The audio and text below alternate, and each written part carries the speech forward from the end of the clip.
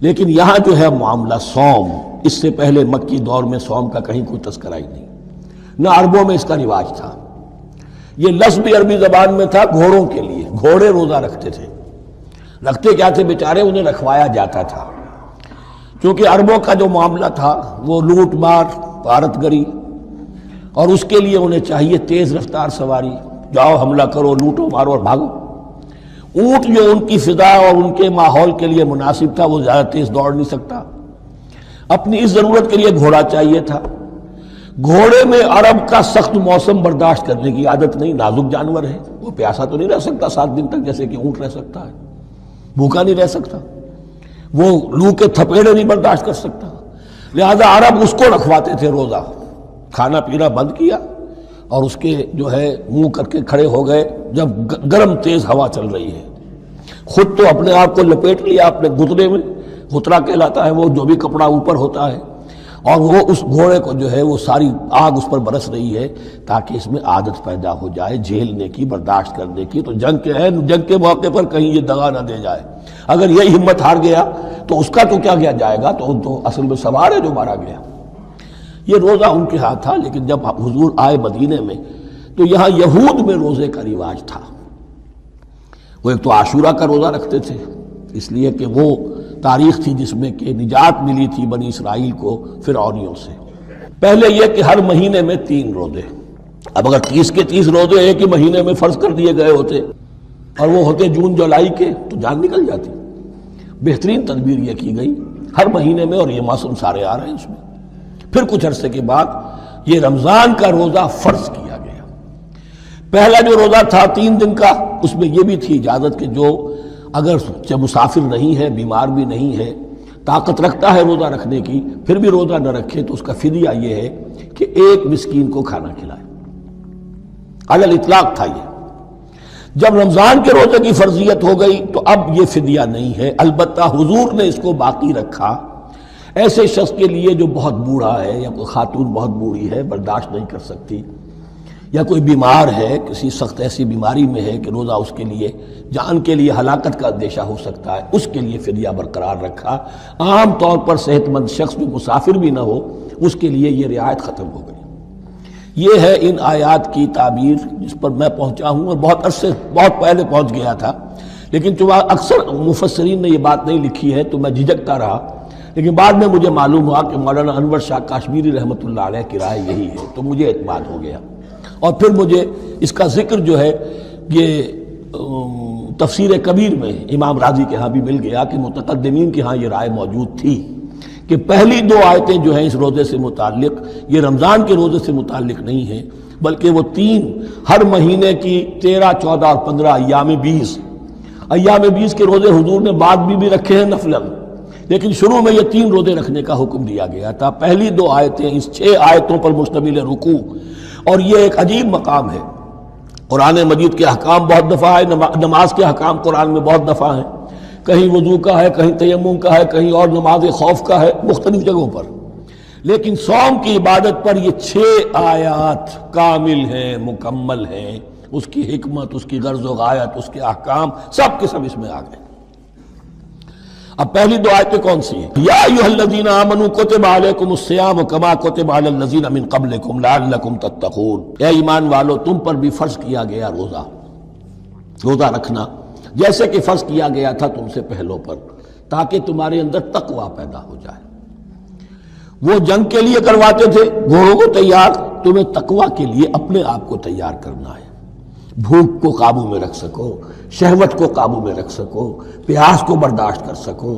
اللہ کی راہ میں جنگ کے لیے تمہیں نکلنا ہوگا، اس میں بھوک بھی آئے گی، پیاس بھی آئے گی، اپنے آپ کو تیار کرو جہاد کے لیے۔ اور یہ بات واضح ہو جائے گی، اگلے رکوع سے قتال کی بحث شروع ہو جائے گی۔ روزے کی یہ گفتگو ہو رہی ہے تمہیداً قتال کے لیے، جیسے گھوڑوں کو تیار کیا جاتا تھا، صوم رکھوایا جاتا تھا قتال کے لیے۔ ایام معدودات، گنتی کے چند دن ہیں، یہ گویا کہ ثبوت ہے اس کا کہ یہ 2-3 دن سے زیادہ، معدود جو ہے وہ عربی زبان میں 9 سے زیادہ نہیں ہو سکتا۔ معدودہ جب آئے گا، ایام معدودات، یہ جمع جو ہے جمع قلت کہلاتی ہے، معدودات، معدودہ بڑی سے بڑی رقم ہو سکتی ہے، لیکن معدودات جمع قلت ہے۔ گنتی کے چند روز ہیں. فمن کان منکم مریضا، ان میں بھی یہ رعایت ہے کہ جو تم میں سے بیمار ہو او علی سفر، یا سفر پر ہو، فعدۃ من ایام اخر، تو وہ تعداد پوری کر لے دوسرے دنوں میں. وعلی الذین یطیقونہ، اور جو اس کی طاقت رکھتے ہوں، فدیۃ طعام مسکین، وہ فدیہ دے ایک مسکین کا کھانا کھلانا. ان آیات کی تفسیر میں جیسا کہ میں نے عرض کیا مفسرین کے بہت سے اقوال ہیں، اب میں اس کی بحث میں نہیں جا سکتا. جو میں نے اپنے مطالعے کے بعد رائے قائم کی ہے میں صرف وہی بیان کر رہا ہوں کہ اس وقت، اور یہ امام راضی کے الفاظ ہیں کہ یہ فرضیت الگ تعیین نہیں تھی بلکہ الگ تخییر تھی. فرض تو ہے روزہ، لیکن اس کا بدل بھی دیا جا رہا ہے. اگر تم نہیں رکھنا چاہتے تو تم ایک مسکین کو کھانا کھلا دو. تو گویا کہ تدریجاً انہیں لانا تھا چونکہ اس بات کے وہ پہلے سے عادی نہیں تھے. فمن تطوع خیرا فهو خیر اللہ، اور جو اپنی جی سے اپنی مرضی سے خیر کرنا چاہے تو اس کے لیے خیر ہے. روزہ بھی رکھے اور مسکین کو کھانا بھی کھلائے، دونوں کام کرے تو اس میں کوئی رکاوٹ تو نہیں، اس کے لیے بہتر ہوگا. وَأَن تَصُومُوا، اور دیکھو اگر روزہ رکھو، خیر لکم ان کنتم تعلمون، یہ تمہارے لیے بہتر ہے اگر تم جانو. اب یہاں بھی ایک طرح کی رعایت کا انداز ہے. اب آ رہی ہیں دو آیتیں جو خاص رمضان کے روزے سے متعلق ہیں، حکمت اور غرض و غایت. پھر ایک آیت طویل آئے گی احکام، اور پھر ایک آیت آئے گی لٹمس ٹیسٹ. یہ 6 آیتیں. شہر رمضان الذی انزل فیہ القرآن، رمضان کا مہینہ وہ ہے جس میں قرآن نازل کیا گیا. ہدی للناس وبینات من الہدی والفرقان، لوگوں کے لیے ہدایت، اور ہدایت کی بھی روشن بینات باتیں، والفرقان، اور حق و باطل میں فرق کر دینے والی چیز. فمن شہد منکم الشہر، تو جو کوئی بھی پائے اس مہینے کو، یا جو شخص بھی مقیم ہو اس مہینے میں، مسافر نہ ہو، فلیصم، اس پر لازم ہے کہ روزہ رکھے. اب وہ وجوب علی التخییر ختم ہو گیا، اب وجوب علی التعیین، اب یہ لازم ہے، یہ رکھنا ہے. ایک رعایت باقی رکھی، ومن کان مریضا او علی سفر فعدۃ من ایام اخر، جو بیمار ہے یا یہ کہ سفر پر ہے وہ تعداد پوری کر لے دوسرے دنوں میں. یرید اللہ بکم الیسر ولا یرید بکم العسر، اللہ تمہارے ساتھ آسانی چاہتا ہے، سختی نہیں چاہتا. یہ لوگ اپنے اوپر سختیاں جھیلتے ہیں، شدید جو ہے سفر کے اندر بھی روزہ رکھے ہوئے، حالانکہ یہاں اجازت دی ہوئی ہے. یہ بلکہ حضور نے ایک مرتبہ ایک سفر میں کافی سرزنش کی. کچھ ایک جہاد اور قتال پہ نکلے تھے، لیکن کچھ لوگوں نے اس سفر میں بھی روزہ رکھ لیا. نتیجہ یہ ہوا کہ سفر کے بعد جہاں منزل میں اب جا کر خیمے لگانے تھے وہ نڈھال ہو کر گر گئے.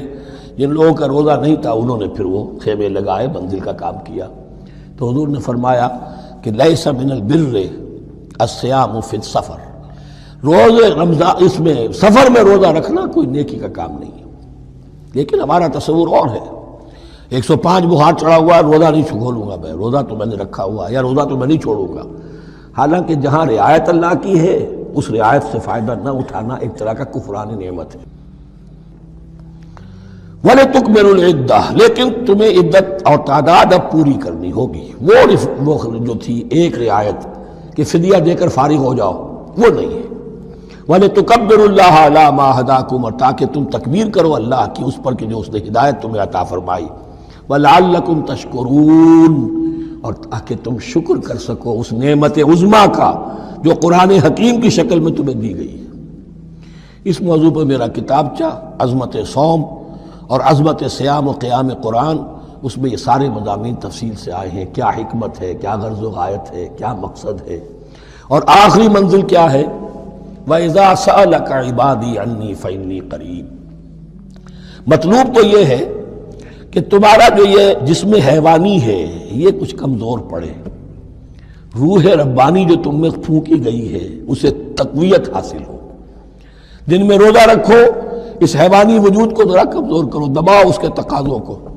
رات کو کھڑے ہو جاؤ، اللہ کا کلام سنو اور پڑھو تاکہ تمہاری روح کی آبیاری ہو، اس پر آب حیات کا ترشح ہو. نتیجہ کیا نکلے گا؟ تمہارے اپنے اندر سے ایک پیاس ابھرے گی.